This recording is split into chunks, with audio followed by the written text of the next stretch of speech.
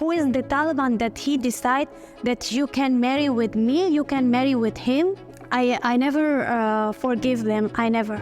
Yo he sido víctima de la mutilación, ningún me explica allá ni aquí.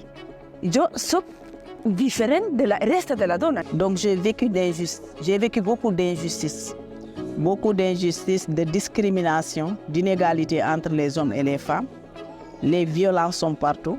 Pasa un duelo aquí las mujeres migradas, también los hijos de las mujeres que están allá, también tenemos ese duelo, ¿no?